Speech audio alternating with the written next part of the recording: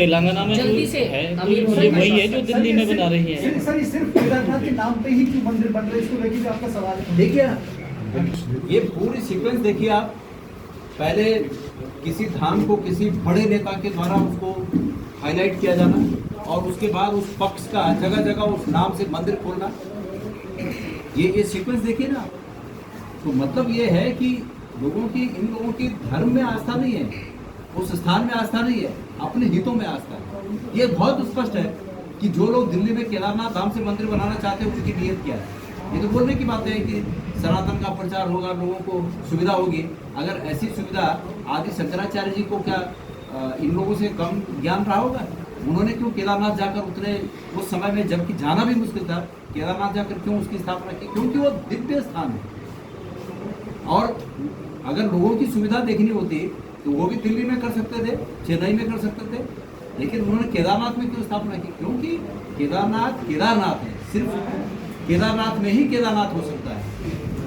केदार हिमवत पृष्ठ कहा गया ना, जब 12 ज्योतिर्लिंगों का पता बताया गया है तो बताया गया है कि केदार हिमवत पृष्ठ है, मतलब जिसके पृष्ठ में हिमवत है, हिमालय है जिसके पृष्ठ में, वो केदार, तो वो सिर्फ केदारनाथ में हो सकता है। इसलिए ये जगह जगह जो लोग इसकी स्थापना कर रहे हैं, इनके अपने हित हैं, इसमें कोई धार्मिक वो नहीं है। मुख्यमंत्री जी ने बहुत बड़ी भूल कर दी है कि वो दिल्ली में ऐसे कार्यक्रम में सम्मिलित हुए और अपने तमाम सत्ताधारी विधायकों के साथ वहाँ गए, और आज भी उनके लोग उस बात को जायज़ ठहरा रहे हैं। ये बड़े दुख का विषय है। मुख्यमंत्री जी ने जो एक कार्यक्रम किया उससे प्रचलन ये बन पड़ा है कि अब कोई उधर भी खोल रहा है, कोई उधर खोल रहा है, कोई, क्योंकि लोगों को ऐसा लगता है कि ये बहुत बेनिफिशियरी है। मैंने पिछले प्रेस कॉन्फ्रेंस में भी कहा कि हमारे गांव में तमाम ऐसे मंदिर हैं जो बद्रीनाथ और केदारनाथ के नाम से हो सकते हैं।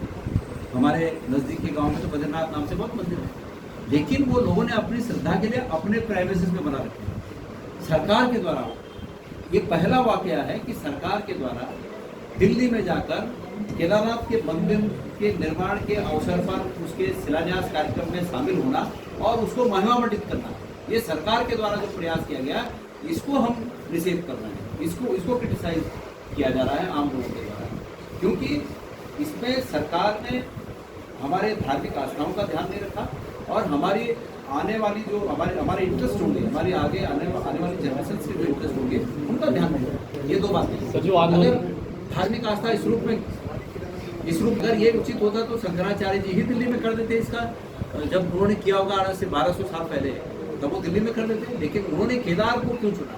क्योंकि केदार जो जगह है, जो केदारनाथ में जो जगह है जहाँ पर ये हमारा केदारनाथ मंदिर है, वो जगह शंकराचार्य जी ने बहुत सोच समझ कर चुनी। वो शायद उस दिन आप नहीं थे जब मैंने इस बात का जवाब दिया, जब इस बात का मैंने जवाब दिया उस दिन आप नहीं थे क्या?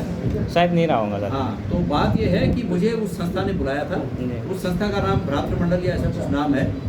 मैंने मना कर दिया कि केदारनाथ या बद्रीनाथ मंदिर की स्थापना अगर आप बद्रीनाथ केदारनाथ मंदिर समिति के तहत करते हैं तो मैं आऊँगा, लेकिन इसके इतर वो कोई मंदिर आप बना रहे हैं दूसरी संस्था के, तो मैं उसमें नहीं आ सकता। तो मैंने तो बहुत स्पष्ट रूप से मना किया है।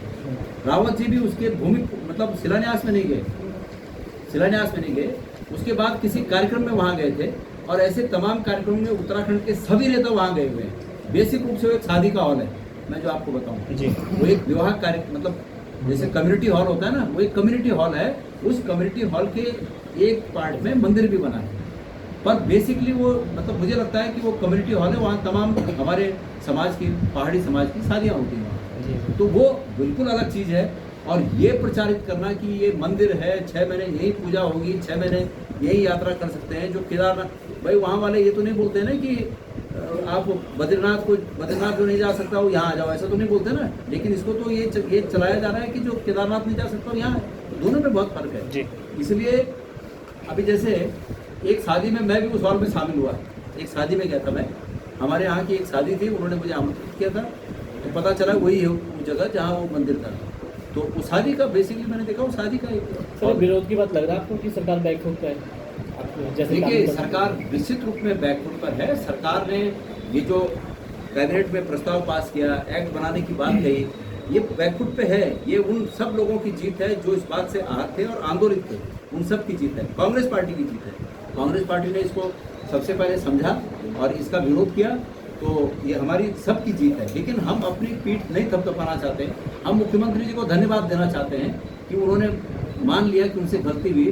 सार्वजनिक रूप से मानते तो उनका बड़प्पन होता, छुप के मान रहे हैं तो सभी जान रहे हैं कि वो छुप के मान रहे हैं कि उनसे गलती हुई है। एक कार्यक्रम में जहाँ वो खुद शामिल होते हैं, उसके दूसरे दिन वो कानून बना रहे हैं कि ये नहीं होना चाहिए, तो इसका मतलब वो समझ गए कि गलत हुआ, इसको मान लिया जाना चाहिए कि गलत हुआ। लेकिन मैं मुख्यमंत्री जी से पूछना चाहता हूं कि आपने जो काम शुरू किया वो अब दूसरे प्रदेशों में होने लगा है, उसको कैसे रोकेंगे?